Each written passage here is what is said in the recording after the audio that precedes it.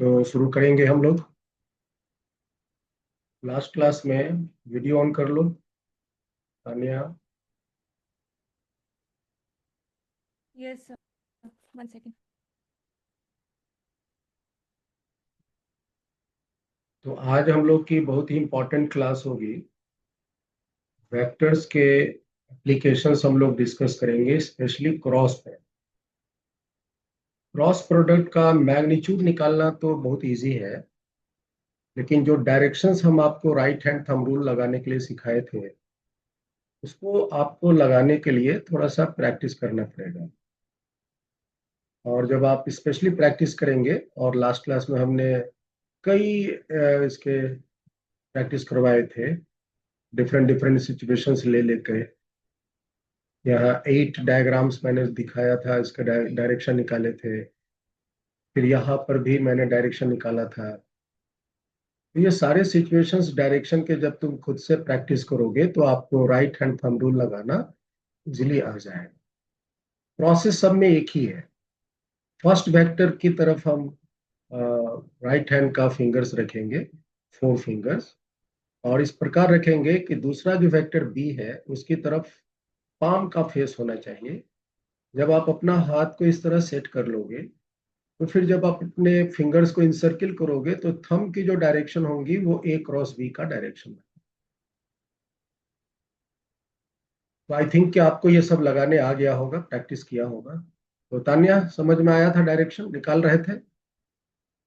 Yes, sir. चलिए तो बढ़ते हैं आज हम लोग। और लास्ट क्लास में जो बहुत इंपॉर्टेंट चीज ये सीखा था कि कैसे हम दिए गए दो वेक्टर्स का क्रॉस प्रोडक्ट करेंगे।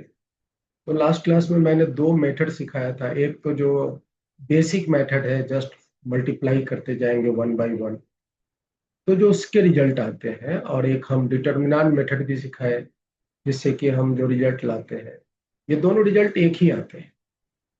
और आप जब इन दोनों को देखेंगे तो लगेगा कि डिटर्मिनेंट मेथड जो है वो रिलेटिवली आसान है in comparison to first method. तो ऑफ कोर्स आसान है तब जब ये 3i j k vectors involve है। और अगर छोटे छोटे वेक्टर्स हैं, जैसे एक हमने एग्जांपल दिया कि a = 2i और b = 3j - 4k, something like that, ये जो छोटे छोटे वेक्टर्स हैं, इनको अगर क्रॉस करनी हो तो वो सिंपल जो फर्स्ट मेथड है उसको लगा करके करना आसान। और आई जे के तीनों अगर इन्वॉल्व हैं तो फिर आपको डिटर्मिनेंट मेथड यूज करना चाहिए, जिससे कि आप क्विकली इसके रिजल्ट ला सकें। So well, today I am going to discuss the application of cross product. Okay?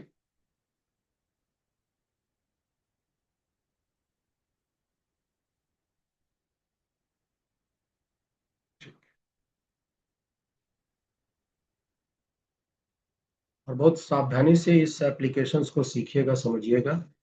Through out physics में इसके यूज होते रहेंगे।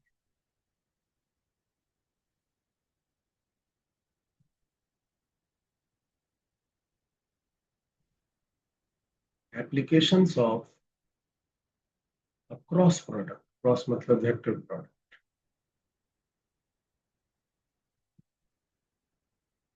In physics. और ये ऑफ कोर्स मैथ में भी आप यूज कर सकते हैं। जितने भी एप्लीकेशन जो बच्चे मैथ लेके पढ़ रहे हैं, उनको एक बुक मिलेगा वेक्टर्स की, उसमें भी आप ये सारे कॉन्सेप्ट यूज कर सकते हैं।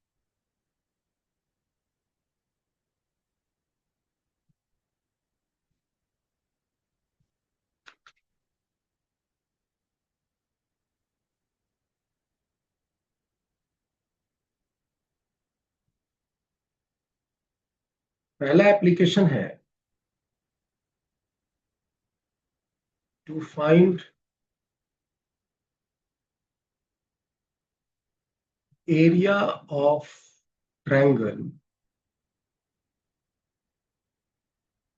है ना, कंटेनिंग टू वेक्टर्स।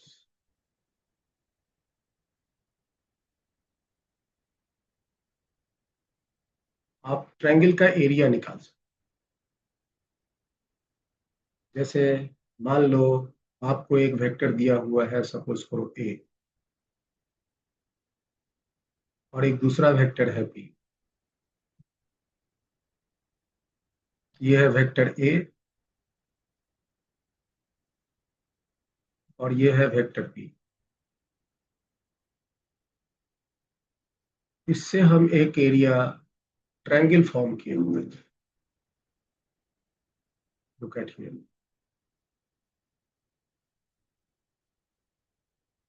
ए और बी वेक्टर्स के बीच का एंगल थीटा है। तो आप बताइए, तो ए और बी, अगर ये ट्रायंगल का दो साइड है और इसके बीच का एंगल, नेट अचानक से जीरो हो जा रहा है।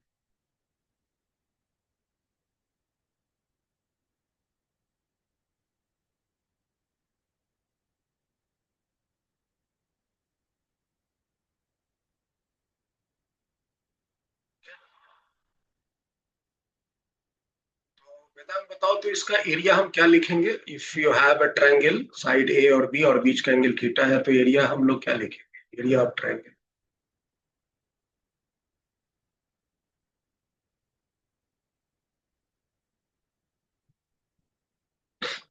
तान्या, फॉर्मूला पता है एरिया ऑफ ट्रायंगल का? मान लो ये आपका ट्रायंगल है, ए बी सी, और ये एंगल है अल्फा। तो आप इसका एरिया क्या बोलोगे? Half. Sir, half into base half into base into height तो into ठीक है, लेकिन जो जनरल फॉर्मूला होता है उसका एरिया होता है half any product of any two side, that is like A and B, into sine the included angle. A और बी का इंक्लूडेड एंगल क्या है? अल्फा, है ना? yes sir. तो this is the formula of area. मान लो कि अगर आपको ये एंगल बीटा पता है, तो आप इस बी और सी साइड यूज करके भी आप इसका एरिया बता सकते हो, that is half B into C into sine beta. और अगर ये एंगल गामा पता है, तो आप इस गामा से भी यूज करके एरिया बता सकते हो, that is half into A into C into sine का। ओके, तो आप देख लेंगे कि कौन सी मुझे डाटा सुटेबली दिया हुआ है, उसके आप यूज करके एरिया बता सकते। So to find area of triangle, आपके सामने ये मास्टर फॉर्मूला है। Half into base into height तो फंडामेंटल फॉर्मूला है ही, उसी से हम ये फॉर्मूला को जनरल फॉर्मूला डिराइव करते हैं।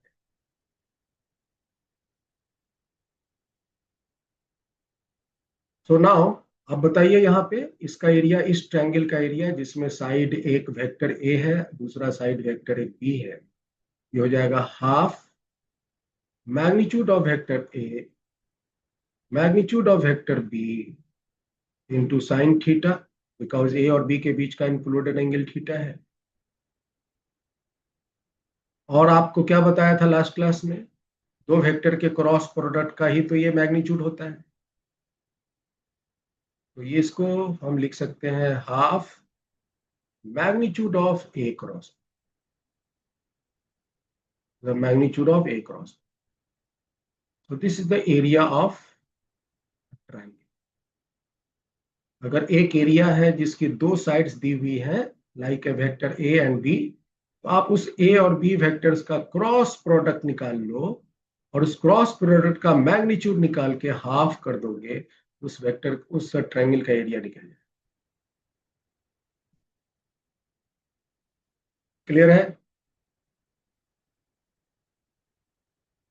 Now to find area of parallelogram containing two sides, two vectors। अगर आपको एक पैरेललोग्राम दिया हुआ है जिसके दो वेक्टर्स साइड के फॉर्म में दिए हुए हैं, लाइक, ध्यान से देखो, सपोज करो ये वेक्टर आपका ए है, ये दूसरा वेक्टर बी है। हमने ए को पैरेलली शिफ्ट किया,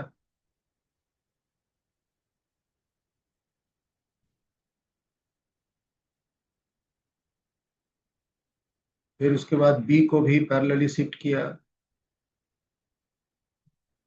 तो एक पैरेललोग्राम फॉर्म हो गया ना आइनश?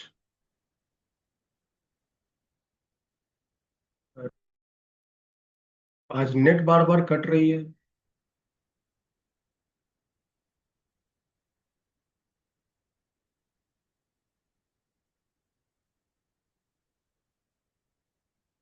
वेदांग, मेरी तरफ से कुछ परेशानी है क्या, या नेट का है?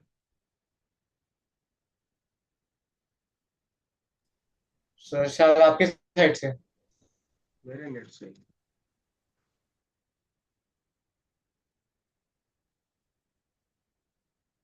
ओके, ये वेक्टर बी है। बी को ही पैरेलली हमने शिफ्ट किया, तो ये आपका वेक्टर बी बना, और ए को नीचे से ऊपर पैरेलली शिफ्ट किया, ये वेक्टर आपका। और ये आपके सामने एक पैरेललोग्राम बन गया जिसके साइड्स के फॉर्म में वेक्टर ए और वेक्टर बी है। बताइए तो इसका एरिया आप क्या बोलेंगे? Area of parallelogram. A cross B. A cross B.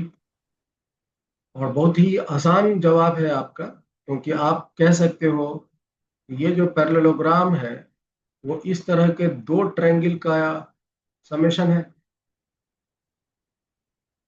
तो ये रिजल्ट आ जाएंगे 2 times the area of triangle. तो आप डबल कर दीजिए तो ये सिंपली हो जाएंगे ए क्रॉस बी का मैग्नीट्यूड।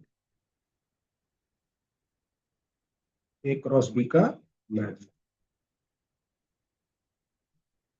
तो आप इस तरह से एरिया, ठीक है। एक छोटा सा नोट कीजिएगा, in physics sometimes the area can be taken as a vector quantity.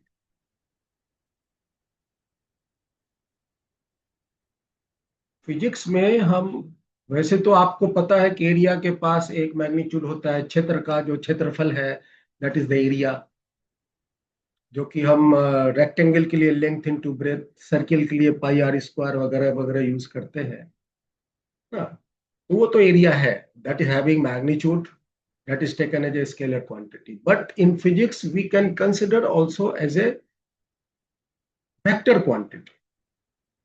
अब अगर हम इसको वेक्टर क्वांटिटी के रूप में लेंगे तो इसका मैग्नीट्यूड क्या लेंगे और इसका डायरेक्शन क्या है? आप यहाँ पर थोड़ा सा देखो, और रिजल्ट जो आप एरिया के रूप में लिख रहे हो तो यहाँ से देखकर जरा सोच के बताओ कि अगर हम इसको एज ए वेक्टर के फॉर्म में एरिया को लेते हैं तो what you will be the magnitude and what will be the direction, what should be the direction? आपका जवाब बनना चाहिए मैग्नीट्यूड इसका क्या होगा? Magnitude of area vector will be equal to area of surface. जो भी आप सरफेस का एरिया निकाल रहे हैं, जैसे आप सर्किल का एरिया निकाल रहे हैं pi R square, that is the area of surface ना। रेक्टेंगल का length into breadth, that is the area of the surface, that is the magnitude. और इसका डायरेक्शन क्या होगा? डायरेक्शन ऑफ एरिया वेक्टर क्या होगा? तो ए क्रॉस बी का जो डायरेक्शन होगा वही एरिया वेक्टर का डायरेक्शन होगा, है ना वेदांत? Yes sir. और बताइए तो ए क्रॉस बी का डायरेक्शन क्या बनेगा? राइट हैंड थंब रूल लगा करके, आपको जो लास्ट क्लास में राइट हैंड थंब रूल सिखाया था उसको यूज कीजिए और गेस कीजिए डायरेक्शन। Sir outward. हाँ, perpendicular to A cross B, A and B, yes sir. है ना। ए क्रॉस बी का अगर आप डायरेक्शन निकालेंगे तो इसका डायरेक्शन किधर आएगा, इसका डायरेक्शन आउटवर्ड आएगा इस केस में। ए क्रॉस बी का डायरेक्शन आउटवर्ड आएगा। तो ये जो आउटवर्ड आया, तो ये जो आपकी प्लेन है, ये जो प्लेन है, इस प्लेन के परपेंडिकुलर हो जाएंगे ना आउटवर्ड।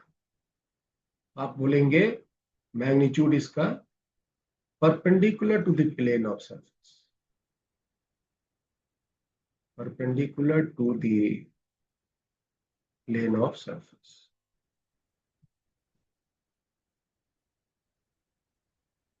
सरफेस के प्लेन के जो भी आप सरफेस का, जिसका भी आप एरिया को वेक्टर के फॉर्म में लिखना चाहते हो, उसका जो मैग्नीट्यूड होगा वो तो वही होगा जो कि नॉर्मली आप निकालते हो।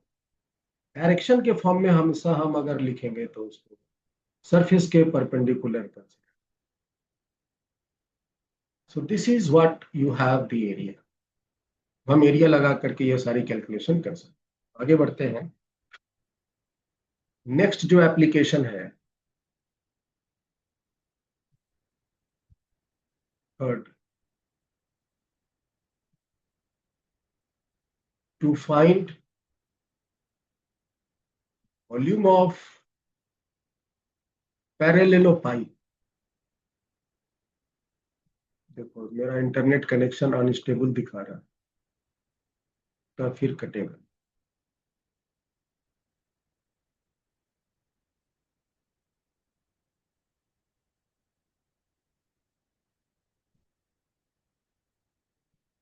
हाइनेस भी बार बार कट रहा है।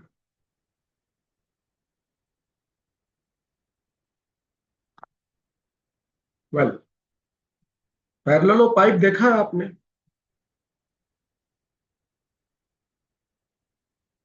वेदांत देखा पैरेलेलोपाइप? नहीं सर। ओके, सर्कुलर पाइप देखा है? हाँ सर। पाइप तो देखा होगा ना, पाइप है पाइप, यस सर। जिसमें पानी वगैरह बहता है ना, वो पाइप है। ये पाइप को हम क्या बोलेंगे? इस पाइप को बोलेंगे सर्कुलर पाइप। अच्छा, इसको सर्कुलर पाइप क्यों बोलते हैं तान्या? क्योंकि इसका जो क्रॉस सेक्शन है, अगर मान लो इसको हम यहां से ऐसे काट दें, तो अगर हम यहां से इसको काटेंगे तो ये आप, और इधर से अगर आप ऑब्जर्व करेंगे, है ना, इधर से मान लो हम अगर ऑब्जर्व करते हैं, ये आपका आंख है, इधर से आप अगर देखें और यहां से अगर इस पाइप को ऐसे काट दें, ये कैसा दिखेगा? सर्किल दिखेगा तानिया। तो ये सर्कुलर सेक्शन बना, इसका जो क्रॉस सेक्शन बना, इसको बोलते हैं क्रॉस सेक्शन, इसको बोलते हैं क्रॉस सेक्शन। काट के जो सेक्शन आपको दिखा, that is called cross section. अगर हम उसको काट दें एक साइड से, और जो आप उसको ऑब्जर्व करेंगे, वो जो जैसा फिगर दिखेगा, that is called cross section. इसका क्रॉस सेक्शन कैसा है आइनेश? सर्कुलर है, सर्कुलर पाइप, बिकॉज क्रॉस हाँ section sir. Is, cross section is, that is why it is called circular pipe. अगर इसी तरह से हम अगर एक ऐसा पाइप बनाए जिसका क्रॉस सेक्शन सर्कुलर न होके स्क्वायर हो जाए या रेक्टेंगल हो जाए या पैरेललोग्राम टाइप का हो जाए, तो कैसा हो जाएगा? जैसे अगर हम एक पैरेललोग्राम फॉर्म करते हैं,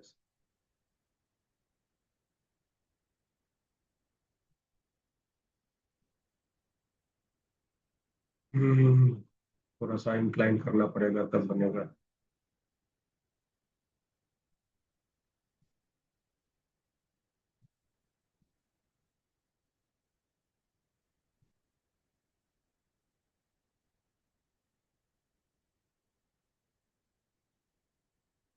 दिख रहा है एक पाइप का फॉर्म?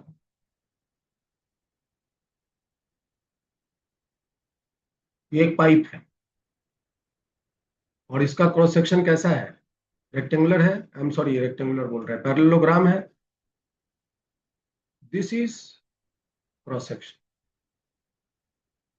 ये आपका क्रॉस सेक्शन, ये आपका क्रॉस सेक्शन। और ये पैरेललोग्राम टाइप का है, तो आप इसको क्या बोलेंगे? पैरेललोपाइप बोलेंगे। पैरेललो, क्यों पैरेललोपाइप? क्योंकि इसका क्रॉस सेक्शन पैरेललोग्राम, पैरेललो। तो हम एक साधारण सा पैरेललोपाइप बना रहे हैं। देखिए, this is considered as the x-axis, this is y-axis, this is z-axis। और एक पैरेललोपाइप बनाने के लिए हम,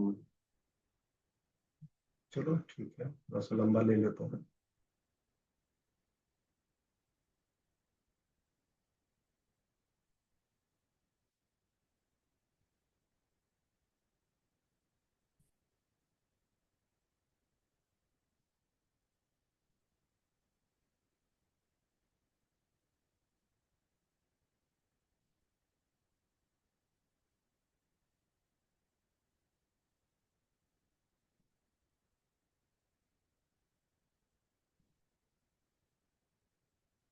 Now you have a parallelopipe। अरे यार, now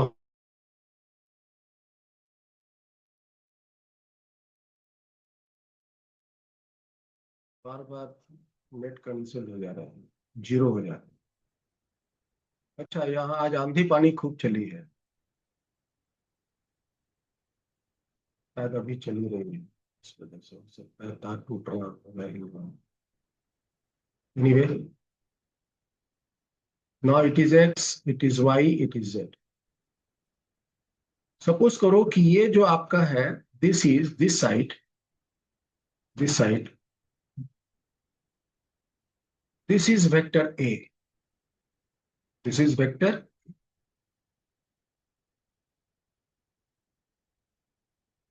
और ये जो खरा साइड है, this one, this is vector b, this is vector b। और ये जो थर्ड साइड है, this one, this is vector c।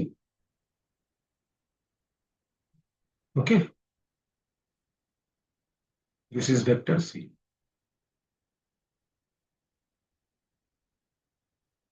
और हमें इस पैरेललोग्राम, ये पैरेललोपाइप का वॉल्यूम बतानी है, तो आप इसका वॉल्यूम कैसे बोलेंगे? तो वॉल्यूम ऑफ पैरेललोपाइप, इसको हम यहाँ लिखते हैं, वॉल्यूम ऑफ पैरेललोपाइप।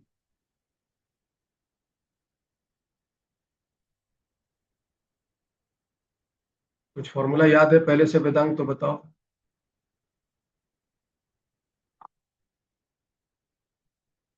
इस पैरेललोपाइप की वॉल्यूम बतानी ही है। How will find the volume? Sir A cross B कर देते हैं पहले, और वेरी फिर सर गुड। सी भी क्रॉस कर देते हैं। एक्चुअली में वॉल्यूम क्या होता है? वॉल्यूम होता है area of cross section into perpendicular distance. तो वॉल्यूम निकालने का आपके पास कई प्रोसेस फॉर्मूले हो सकते हैं। आप क्या कीजिए कि कोई दो वेक्टर को क्रॉस कर दीजिए, लाइक ए और बी को क्रॉस कर लीजिए।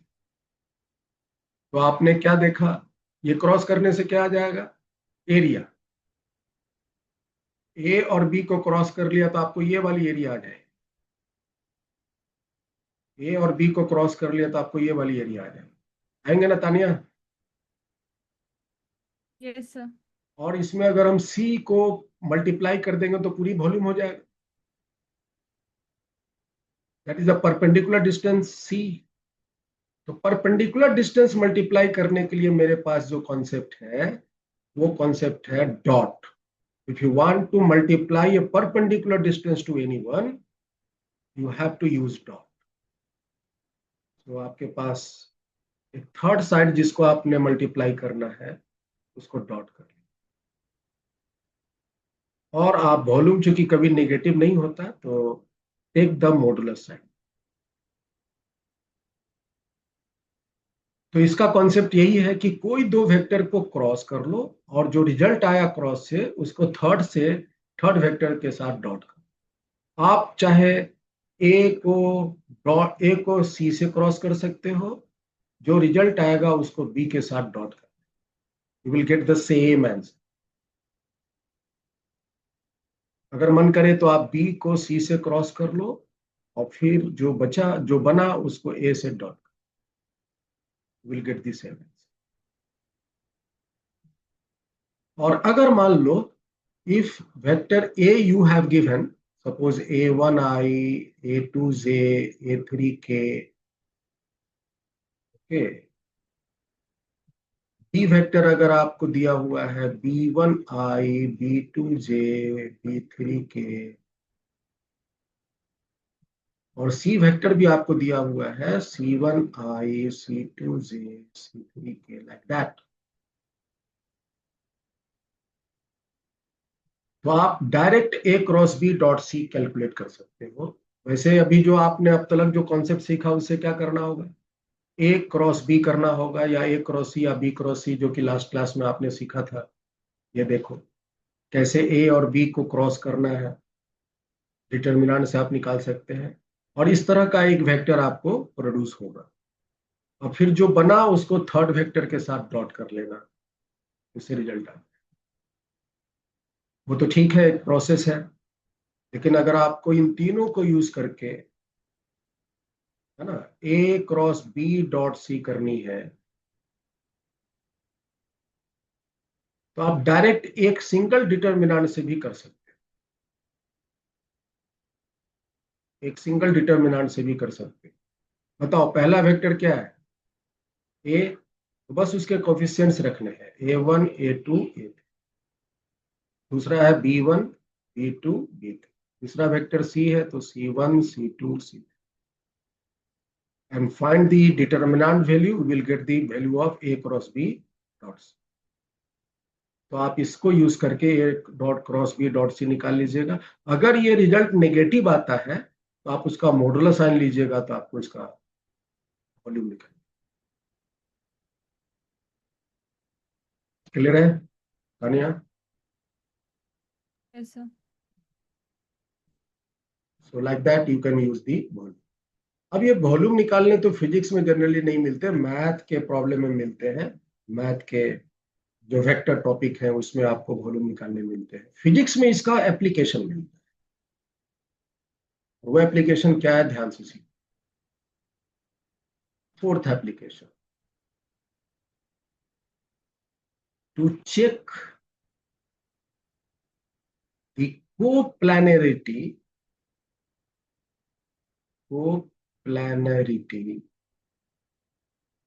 of given three vectors।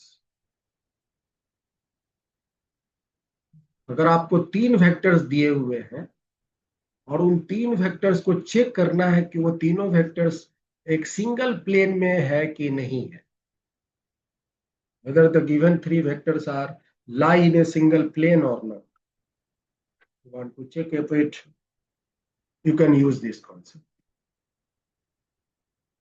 Suppose करो कि if vector A, vector B and vector C lie in a same plane, अगर vector A, vector B, vector C तीनों एक ही प्लेन में लाई कर रहे हो, तो एक ही प्लेन में लाई अगर करेंगे तो क्या इन तीनों के कॉम्बिनेशन से वॉल्यूम फॉर्म होगा? बताइए। No, sir. वॉल्यूम फॉर्म होने के लिए तो तीन डायमेंशन चाहिए, प्लेन में तो दो ही डायमेंशन होते हैं, वॉल्यूम बनने के लिए तीन डायमेंशन चाहिए। और ये तीनों जो है वो एक ही प्लेन में है, मतलब तीनों जो है दो ही डायमेंशन रखे, तो आप क्या कहेंगे, then volume formed by vectors should be zero। Therefore, तो वॉल्यूम कैसे निकालेंगे, कोई दो वेक्टर को क्रॉस कर लेना और तीसरे से डॉट कर लेना, कॉलम निकल जाएंगे और ये 0 है।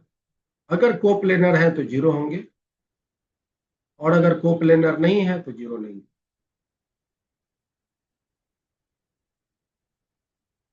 तो ए बी सी अगर 3 वेक्टर्स दिए हुए हों, चेक करनी है कोप्लेनर है कि नहीं है। अगर सेम प्लेन में है तो इसका मतलब उसका वैल्यू 0 होगा, और सेम प्लेन में नहीं है तो वेक्टर 0 कोप्लेनर नहीं है। तो इस बात को आप साइड में नोट कर लीजिए कि अगर दो वेक्टर के क्रॉस करके तीसरा के साथ अगर हम डॉट कर दें और अगर ये 0 आया तो क्या बोलेंगे? A B and C are coplanar.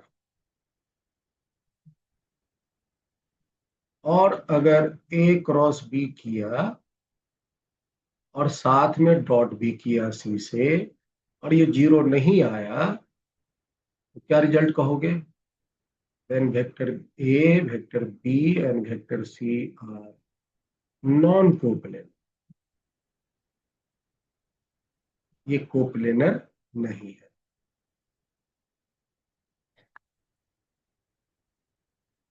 ठीक है, तो ये सारे एप्लीकेशन हैं।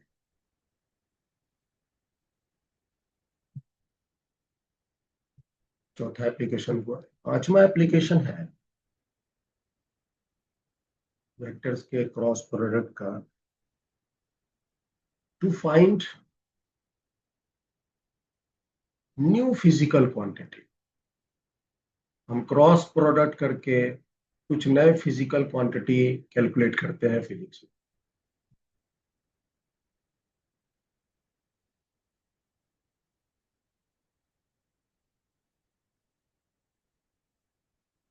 जैसे पहला है linear velocity.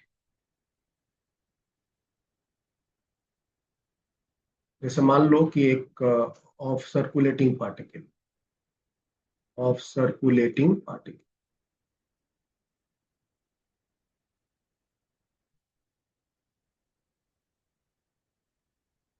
this is the formula, linear velocity is omega cross r. Suppose a particle is moving in a circular path,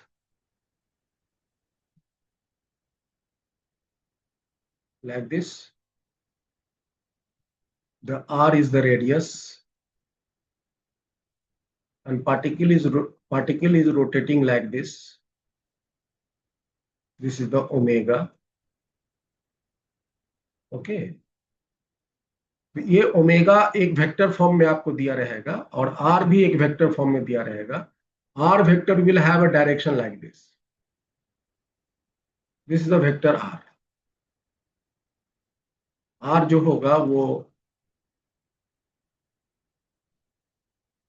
ये, दिस आर वेक्टर, और ये है ओमेगा वेक्टर।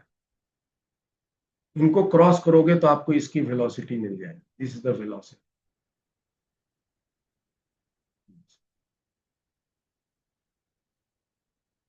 आप लोग ये फिगर बनाइए अपने कॉपी में।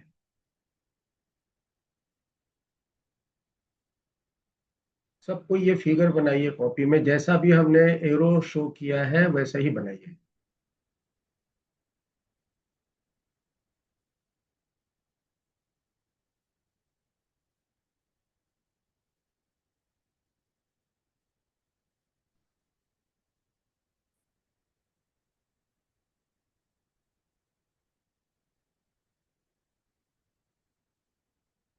बनाया?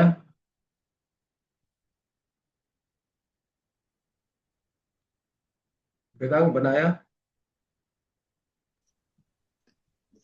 Yes sir. समारा क्लास में है? Yes sir. ओके, बनाया बाबू डायग्राम ये वाली कॉपी में? Yes sir. आप अपना राइट हैंड निकाल लो और ओमेगा जिस डायरेक्शन में रिवॉल्व कर रहा है, आप अपने 4 फिंगर को उसी डायरेक्शन में रोटेट कराओ। And now tell me the direction of thumb. किस डायरेक्शन में थंब आया? जिस डायरेक्शन में ओमेगा रोटेट कर रहा है, अपने 4 फिंगर्स को उसी डायरेक्शन में रोटेट कराओ। And now tell me the direction of thumb.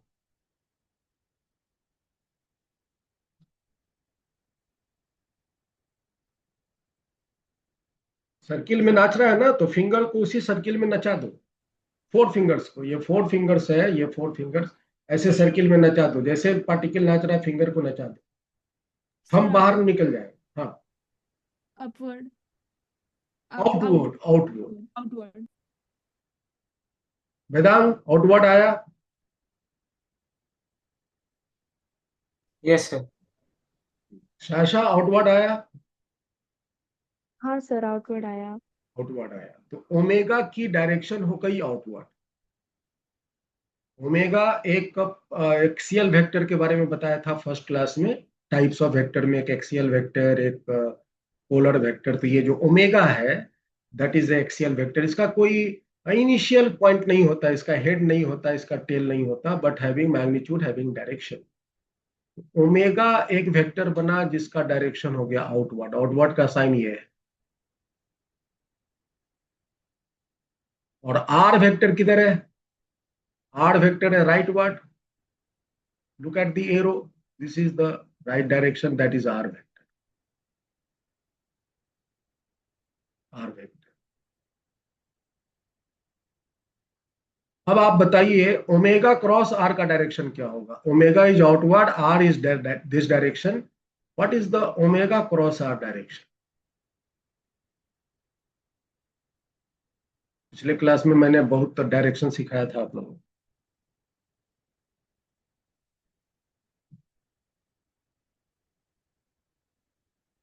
Direction बहुत अच्छे से सीख लेना बच्चे लोग। राइट हैंड लगाना।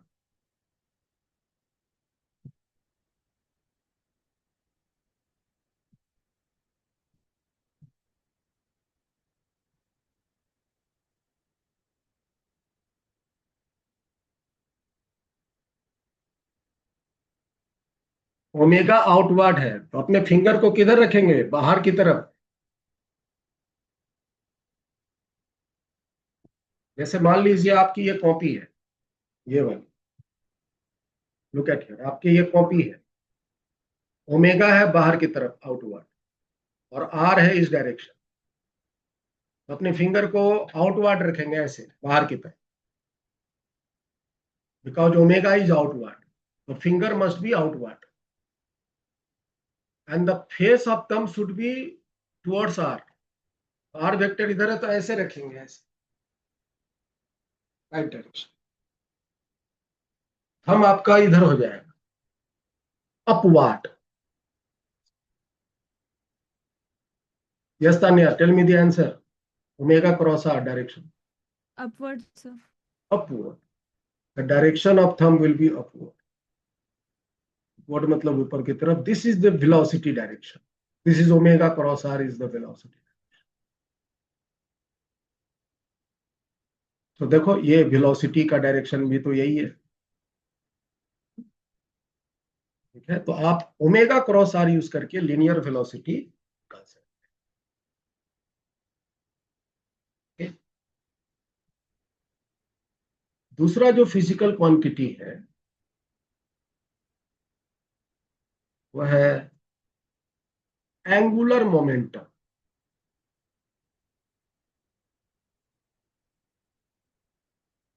एंगुलर मोमेंटम आप इन क्रॉस प्रोडक्ट को यूज करके कर सकते हैं। The formula of angular momentum is R cross P, where p is the linear momentum mass into velocity, है ना? हम इसको डिटेल से लिख देते हैं, क्योंकि अभी आप फिजिक्स पढ़े नहीं है तो दिक्कत होगा। तो here R is position vector.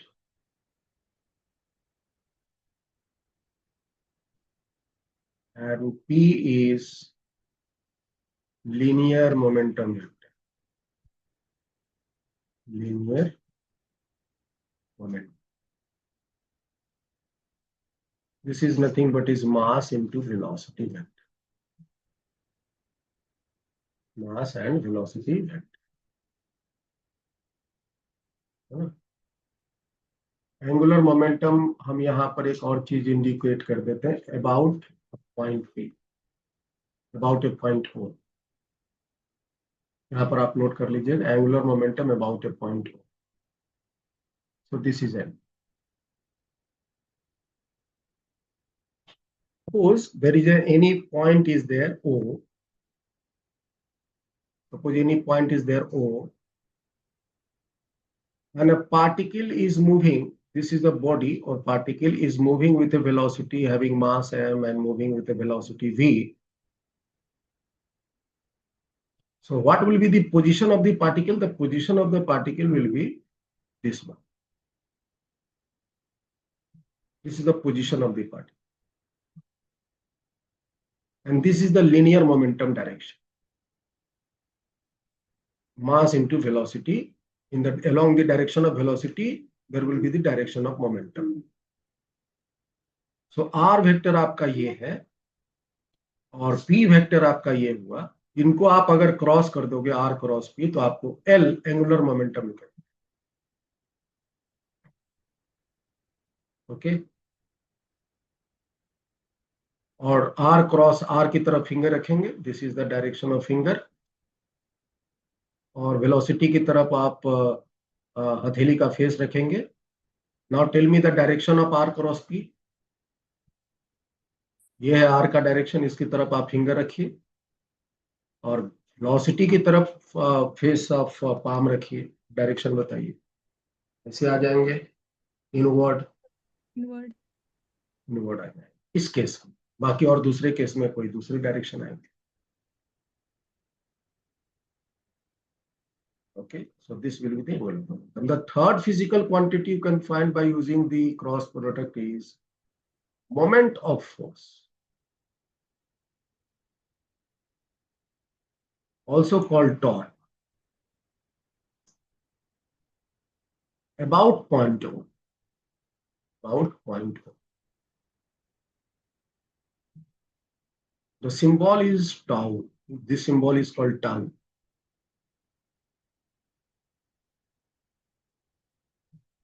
The formula is R cross F.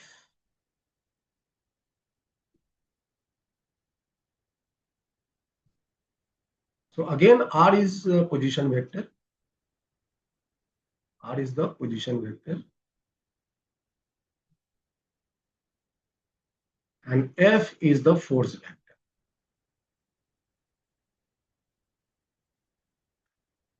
Look at the situation in the diagram. Suppose there is a point O and a body is there. Suppose there is a body on which a force is acting like that. And if you want to find the torque of this force about point O, so what you have to do? You have to first locate the position of the body. This is the position. Find the position vector and make it cross product with the force. You will get the torque.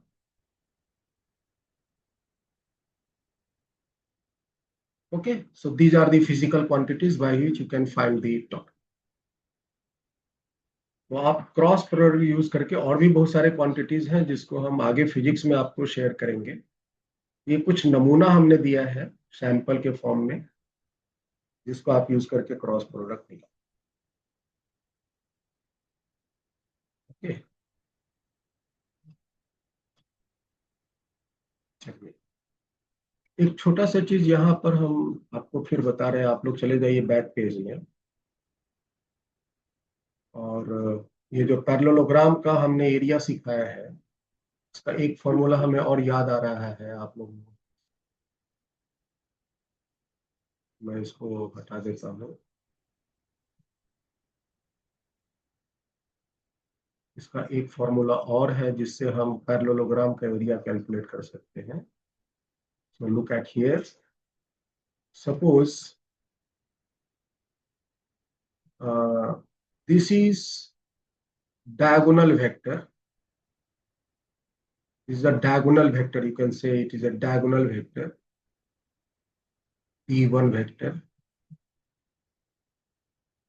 And this is another diagonal vector. Suppose it is D2 vector.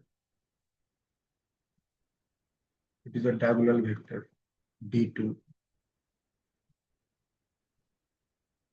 D2. So by using these two diagonal vectors also, you can find the area of this parallelogram. And the formula of this will be half of D1 cross D2.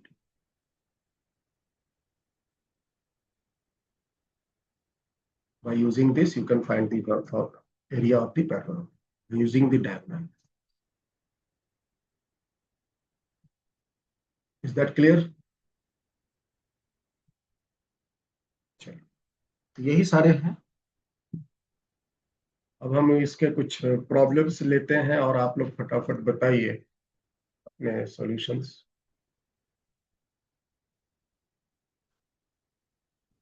एकदम quick जवाब बनाइएगा.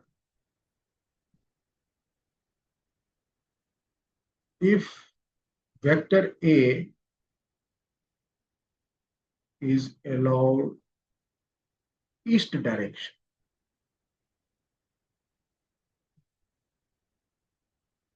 and vector B is vertically upward,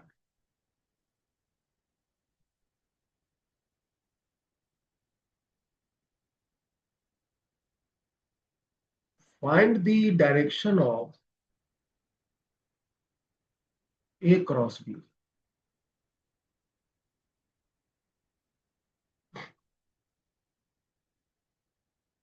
I am giving you some option: east, west, north, south. और 5 option दे रहे हैं downward. There are 5 options. You have to choose any one option.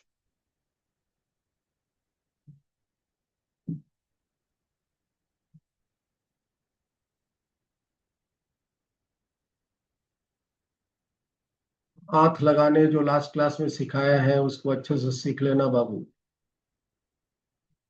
पूरी physics में जहां कभी भी दो वेक्टर्स के क्रॉस प्रोडक्ट मिलेंगे हम हमेशा इसी डायरेक्शंस को यूज करेंगे.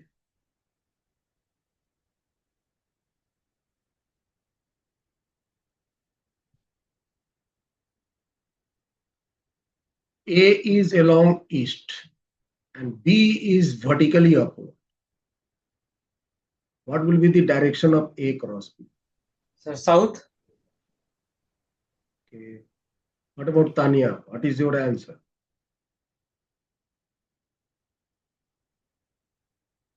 Finding, sir. 2 minutes.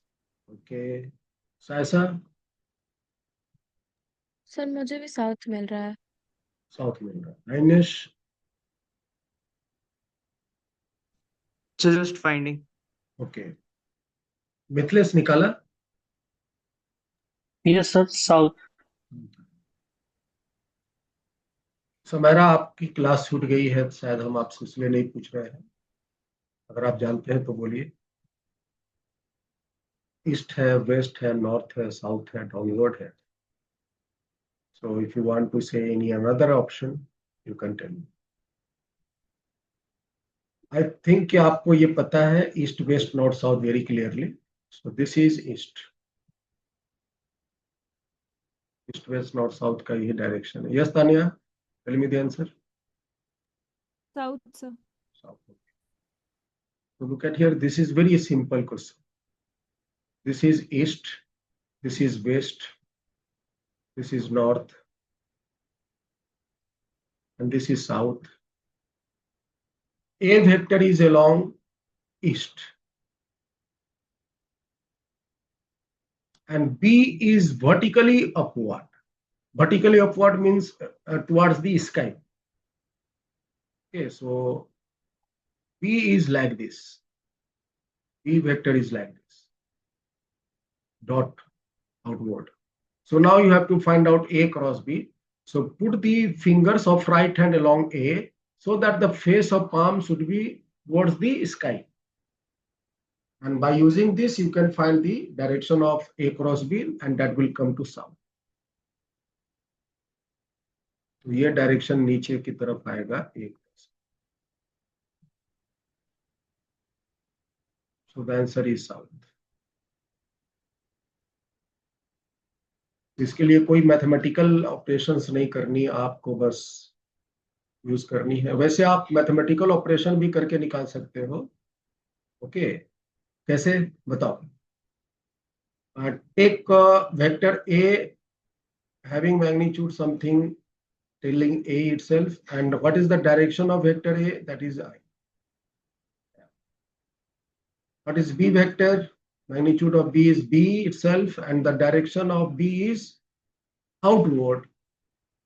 Okay, outward direction is K. So A cross B, बताइए क्या होगा? There is AB, magnitude of AB, and what is I cross K? Can you tell me the I cross K? minus this. Minus C. Minus C. Minus C.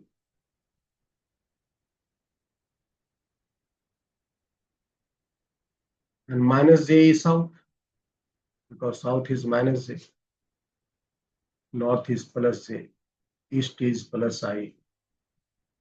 West is minus I.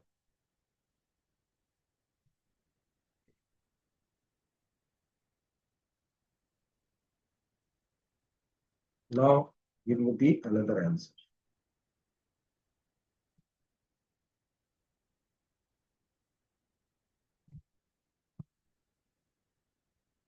If vector A, B, and C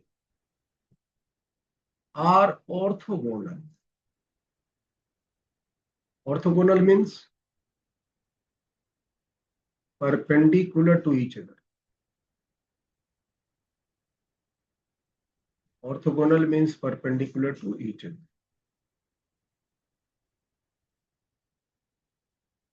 Find A cross B cross C.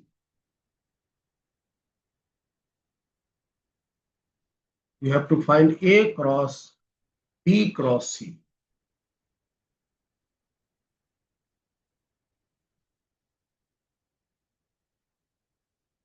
बताओ, A cross B cross C क्या बोलेंगे?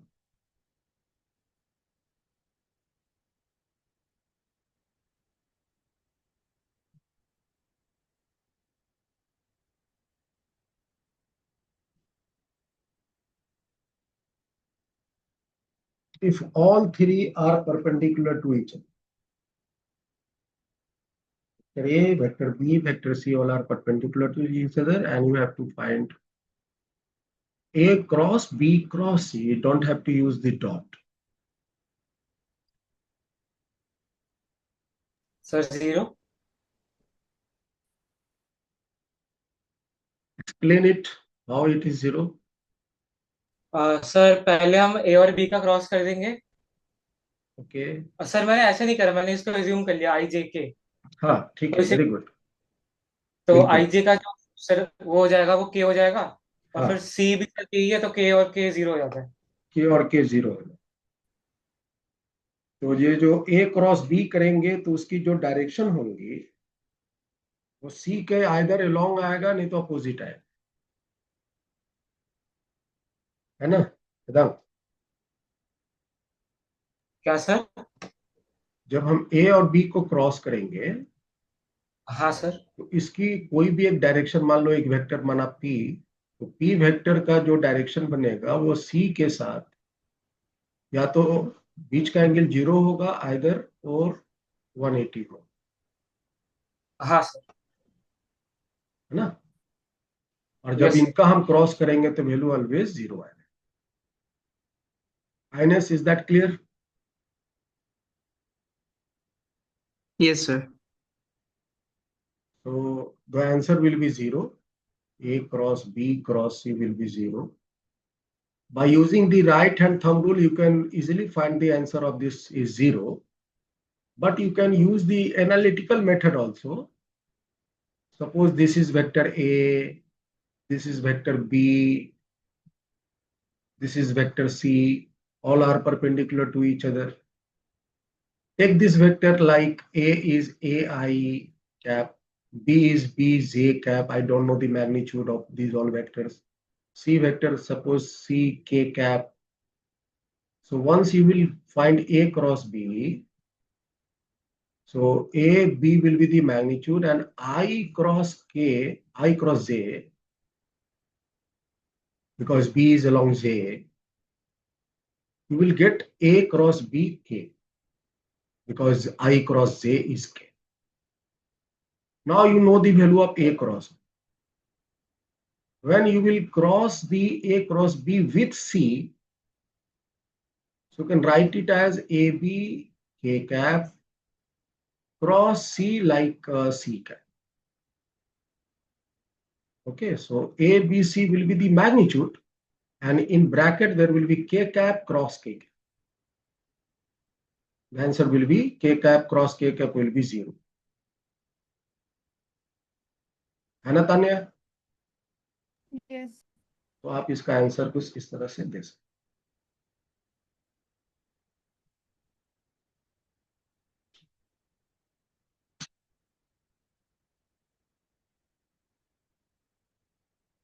ये क्या हुआ?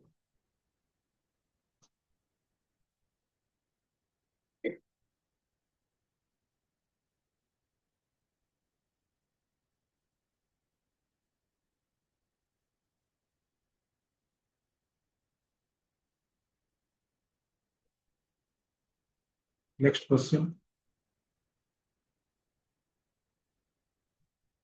If vector A you have given 2I minus 3J plus K. I am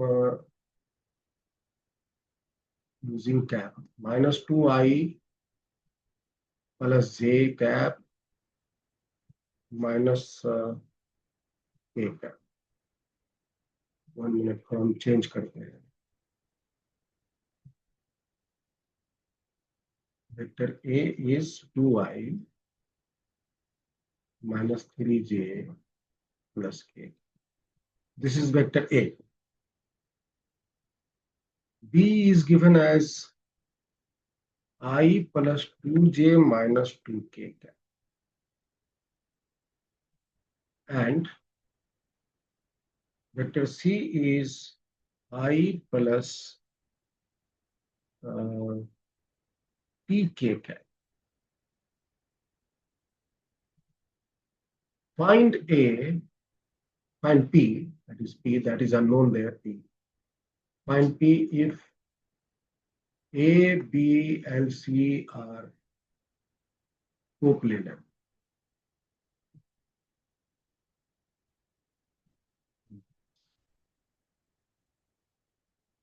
Can you find the value of P?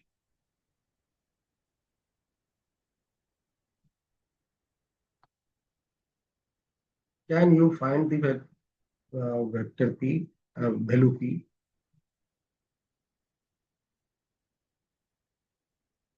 Please quick.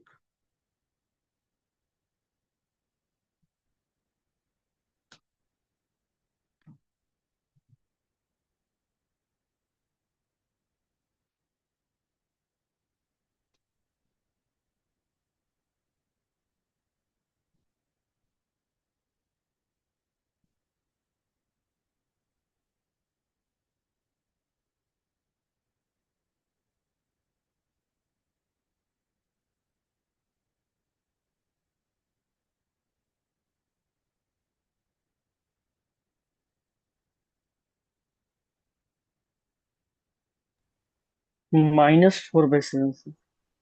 Minus 4/7. Yes. ठीक है, मैं तो ऐसे ही दे दिया हूँ, अभी कैलकुलेट करूंगा तो पता चलेगा।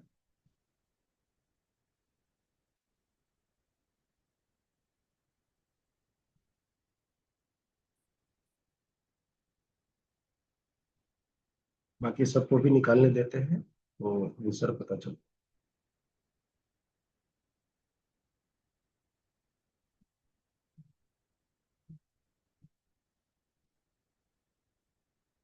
ऐसा are you doing? Yes sir.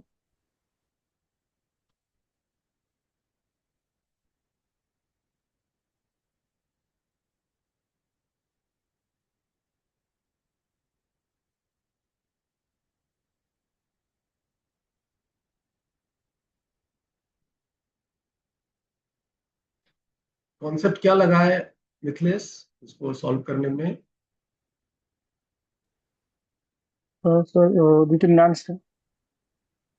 Since A B C are coplanar, अगर ये कोप्लेनर है तो हम A cross B dot C कर सकते हैं, that is equal to zero. Volume zero हो जाएंगे क्योंकि कोप्लेनर है। So you can use it like A vector is 2 -3 1 and b is 1 2 -2 and in c there is I means 1, j नहीं है तो j की जगह 0 और k की जगह p, that should be equal to 0। और डिटर्मिनेंट सिखाया है, आप उसको तोड़िए। This is plus minus plus. अब ये सवाल डिटर्मिनेंट के हो गए जो मैथ में आपको हमने सिखाया इसी। तो देयर इज +2, है ना? तो +2 जब हम पिक करते हैं तो इसको और इसको बंद कर देते हैं तो बच गए ये 4। तो आप इसको एक वेक्टर फॉर्म में लिख दीजिए, 2 -2 0 एंड उसके बाद -3 लेंगे साइन के साथ। फिर इसको भी आप एक डिटर्मिनेंट में सेटअप कर सकते हैं। -3 का जो रो में एलिमेंट्स हैं, जो कॉलम में एलिमेंट्स हैं, उसको आप ढक दीजिए तो बचेंगे 1 1 -2। So you can write it as 1 1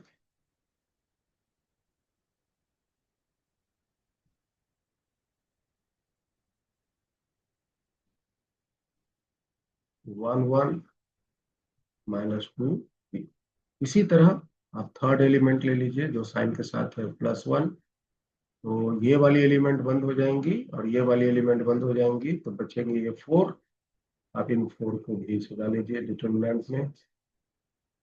ये हो जाएंगे 1 2 1 0, है ना इनेस? हाँ सर। अब आप इसको सिंप्लीफाई करो तो ये आ जाएंगे 2p -0। ये +3 हो जाएंगे p -2, सो +2। लास्ट में आ जाएंगे +1 और ये हो जाएंगे 0 -2। तो आई थिंक ये 4p आ गया।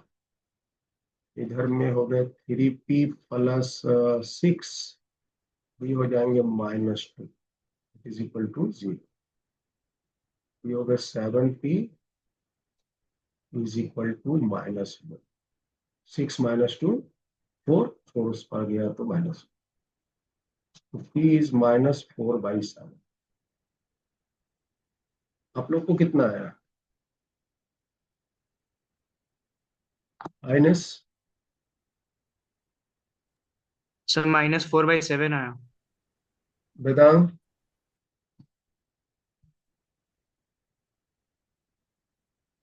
सर सोच रहा था सर, मैं ट्राई नहीं कर रहा था।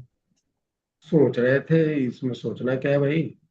सर वो क्लिक नहीं कर रहा था सर, को प्लेनर में 0 कर देना है वॉल्यूम को। हाँ हाँ, अभी तो बताया ना। हाँ ये सर वो देखिए याद। लास्ट में फिजिक्स में आपको वॉल्यूम निकालने नहीं पूछे जाते, ये मैथ के प्रॉब्लम में पूछे जाते हैं। जो बच्चे मैथमेटिक्स जेई के तैयारी में हैं, तो उनको जो एक मैथ के वेक्टर टॉपिक मिलेंगे, तो वहां पर आपको ये 3 डायरेक्शंस दे, 3 वेक्टर दिए रहेंगे, वॉल्यूम पूछे जाते हैं। इसी को हम फिजिक्स में इस तरह से पूछते हैं कि इसके आप वैल्यू बताइए। तो this is the same application. चलिए आगे बढ़ते हैं।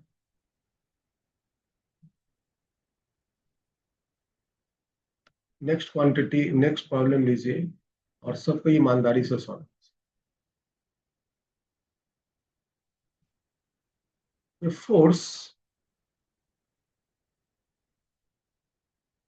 Force 2y plus 3j, 2y plus 3j minus 4k Newton is acting on a body situated at coordinate 2, 1, minus meter. Find the torque due to force about a point O, having coordinate is 1, 2, 0.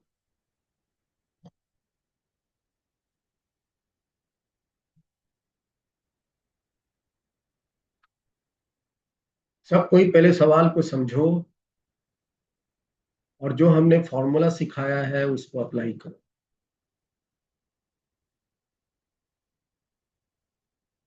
और परेशान नहीं होना है, problem solve करने में बिल्कुल परेशान नहीं है।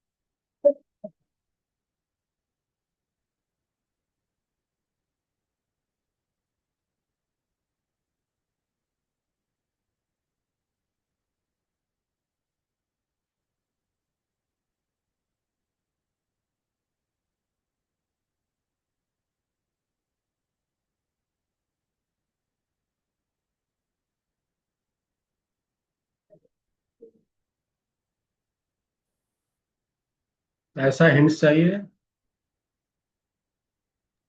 Sir, हाँ my सर। तानिया, हिंट्स चाहिए? yes, sir.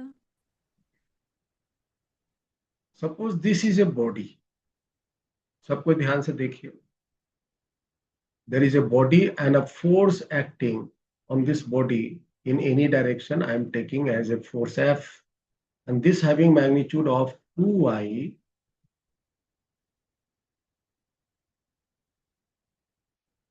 plus 3j minus 4k. आप इस प्रॉब्लम को सॉल्व करने में पता चलेगा कि हमने जितनी भी छोटी छोटी चीजें सीखी हैं वो सारे यहाँ यूज होंगे। तो एक बॉडी है, उस पर मैंने एक फोर्स लगाया हुआ है, और ये जो बॉडी है वो कहाँ सिचुएटेड है? तो ये बॉडी जो है वो at a coordinate of 2, 1, 3 position पर, इसकी मैंने कोऑर्डिनेट ले ली। और एक दूसरा पॉइंट है anyway suppose there is a point having coordinate is a point O जिसका कोऑर्डिनेट है 1,2,0। इसी के अबाउट आपको टॉर्क निकालना। तो देखो अभी टॉर्क का एक फॉर्मूला मैंने शेयर किया था आप सबको, अबाउट O। अबाउट O से हम क्या करते हैं, पोजीशन वेक्टर ड्रॉ करते हैं बॉडी के साथ, और ये पोजीशन वेक्टर R बनाते हैं, और इसी R को निकाल के फोर्स के साथ क्रॉस करते हैं तो टॉर्क निकलता है। So like that concept you can apply here. So R vector जो है यहाँ ये वाला हो जाएगा,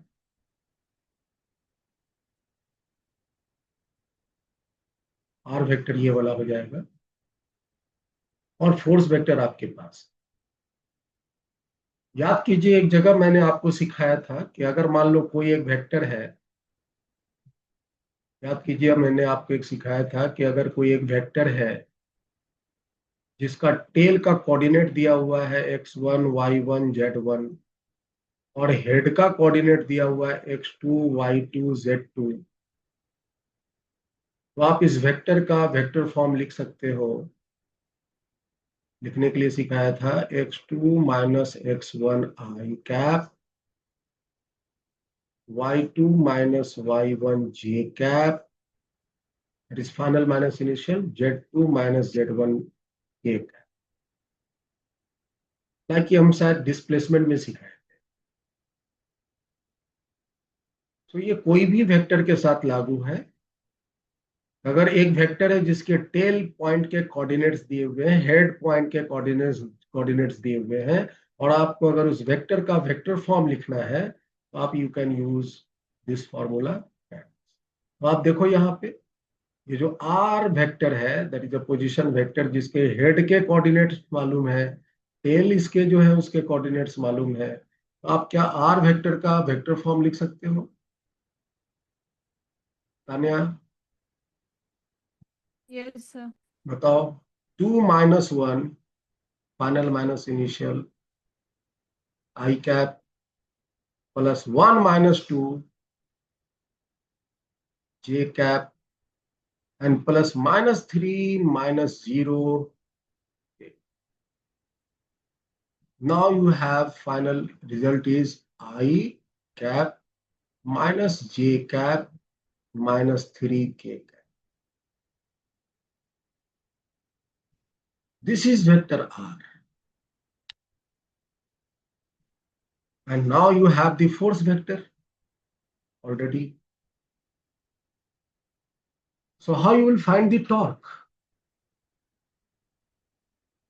So torque formula is R cross F. जिसके R आपको पता है और फोर्स भी आपको पता है। एक बार हम यहाँ फोर्स लिख देते हैं। What is force there? 2i cap plus 3j cap plus minus 4k. And now you can find this। अब चूंकि R जो है उसमें IJ के इन्वॉल्व है, फोर्स में भी IJ के इन्वॉल्व है, तो आप इसमें IJ के उसका डिटर्मिनेंट सेटअप बना लीजिए। There is 1 minus 1 minus 3। Force का भी बना लीजिए। There is 2 there is 3 minus 1।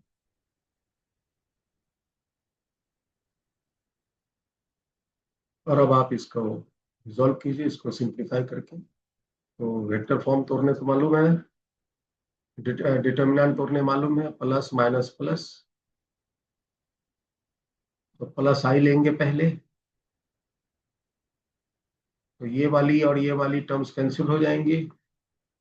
इन दोनों का मल्टीप्लीकेशन करके हमें सब्ट्रैक्ट करनी है। तो कीजिए और बताइए फाइनल क्या आया। तो minus minus plus 4 and minus minus 9 so plus. So again minus J लेंगे। माइनस जे जब लेंगे तो ये और ये कैंसिल हो जाएंगे, और ये 4 बचेंगे, और इनको क्रॉस मल्टीप्लाई करके subtract. 1 Guna -4 -4 minus minus 6। So there will be -4 minus -6 so plus 6. Last A cap can take it as, इसको आप इसको बंद कीजिए, ये बच गए 4 जिसको क्रॉस करके घटानी है। 1 गुना 3 3 minus minus 2, so that will be 3 minus minus 2, ये हो जाएंगे आपके 13 I cap, there is minus 2 j cap and there is 5 j cap, ये होंगे न्यूटन मीटर। और आप चाहे तो इसका मैग्नीट्यूड भी लिख सकते हो, टॉर्क की मैग्नीट्यूड लिखने सीखे हैं, that is 13 square plus 2 square plus 5, you will get 169 plus 4 plus 25. You can add it, you can find this one.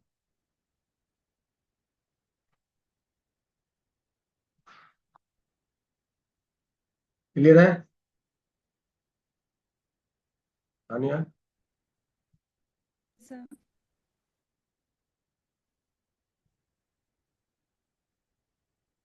तो हम जो सीखते हैं उसको अप्लाई करेंगे तो सवाल बने।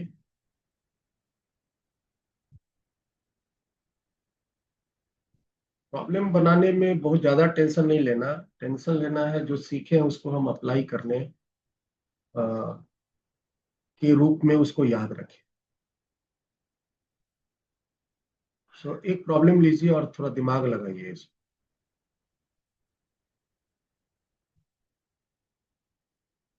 Given f is equal to 3i plus j minus 2k and r is equal to I plus aj minus 3k.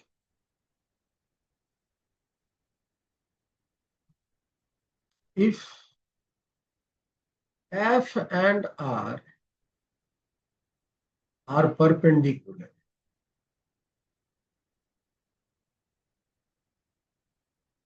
find a, ये जो a है वो फाइंड कीजिए।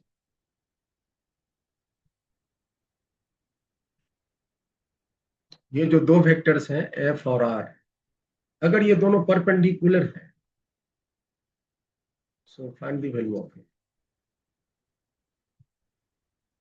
I will find the value of it.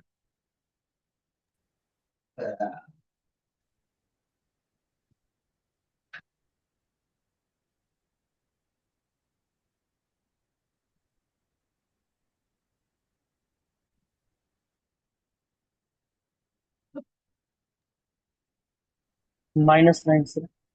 minus very easy. कैसे बनाया Mithilesh, share कीजिए।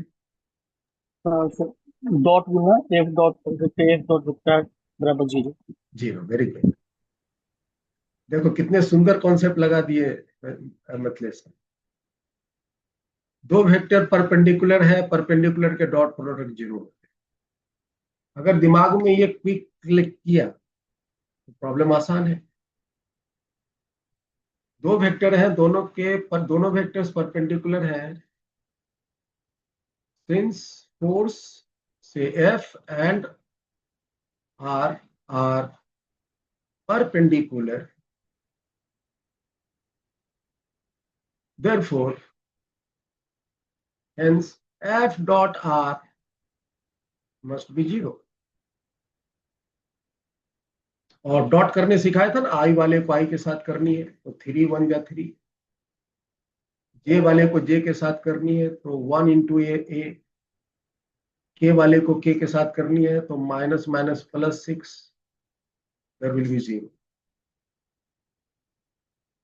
So I think a value is equal to -9। This is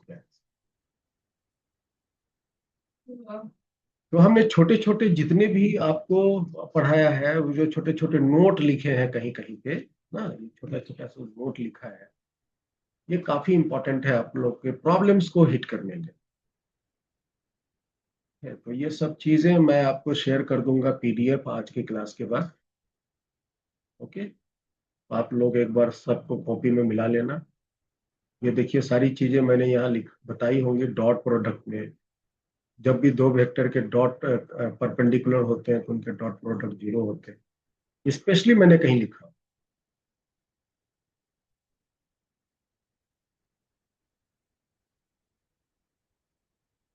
आगे चलेंगे, स्पेशली कहीं लिखा होगा, आगे पीछे हो गया है पेज, मैं उसको सेव मतलब सेट करूंगा।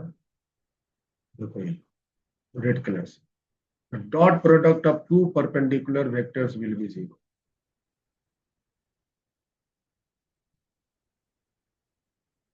और इसको मैंने अलग से मार्क करके बताया था कि ये प्रॉब्लम सॉल्व करने में काम है। हालांकि काम सारे आते हैं, लेकिन कुछ एक पॉइंट्स मैंने ये किया हुआ है, मार्क किया हुआ है, इसको यूज करेंगे। सो well, it is all for the day. और आज से मेरी वेक्टर एनालिसिस के साथ साथ entire basic mathematical tools finished होते हैं। और ये सारे बेसिक मैथमेटिकल फिनिश्ड होने के बाद अब आप परफेक्टली प्रिपेयर्ड हो फिजिक्स को अच्छे से पढ़ के समझ लेंगे। ठीक है तन्या? Yes, तो from the next class we will start the first topic of physics। और सबसे पहला टॉपिक हम सबसे इंपॉर्टेंट लेंगे, इससे हर एक साल एक क्वेश्चन जेई में और नीट में आते हैं, and that is measurement and error analysis. Very first topic that is measurement and error analysis. NEET में हर एक साल आउट ऑफ 45 क्वेश्चंस 1 क्वेश्चन इस टॉपिक के रहते ही रहते हैं। पिछले 5 सालों से रेगुलर ये आ रहे हैं। अगर आप ये टॉपिक फिनिश कर लेते हो बहुत अच्छे से तो एक क्वेश्चन आपकी बुक। जेई में भी एक क्वेश्चन इसके रहते ही रहते हैं, पिछले 7-8 सालों में देखा है। तो आप इसके टॉपिक, बहुत छोटी टॉपिक है, कम इन्वेस्टमेंट है और 100% प्रॉफिट है। तो we will finish, that is a very small topic, लेकिन हम उसको अगले क्लासेस में। Okay, so well, it is all for the day. Next class की टॉपिक हम लोग की रहेगी measurement and error analysis. Measurement में हम लोग पहले सिग्निफिकेंट फिगर पढ़ेंगे, then after we will start measuring the length by using scale, by using vernier calipers, by using the screw gauge, and then after we will start understanding the error in measurements। ये थोड़ी सी क्या बोलते हैं, practical topic है। Basically ये laboratory में practical part में आता है, लेकिन प्रैक्टिकल में आप लोग पता नहीं करेंगे नहीं करेंगे। हम लोग यहाँ क्लास में उसको थ्योरेटिकली पूरी प्रैक्टिकली सीखें। So well, it is all for the day. Thank you to all of you. मैं इस पूरी PDF में इसका शेयर करने जा रहा हूँ आपको। आप लोग सभी को इसको कंप्लीट कर लेना। In coming Sunday there will be a test for you of all mathematical tools. Okay, vector भी रहेंगे, अलजेब्रा भी रहेंगे, ट्रिग्नोमेट्री भी रहेंगे, कैलकुलस भी रहेंगे, सारे ग्राफ्स भी रहेंगे। तो एक बार आप सबको ही अच्छे से तैयारी कर लेना। और जितने भी हमने आपको असाइनमेंट में वर्क दिए हैं बस उसी से क्वेश्चंस रहेंगे। Okay, so you don't have to take worry about that.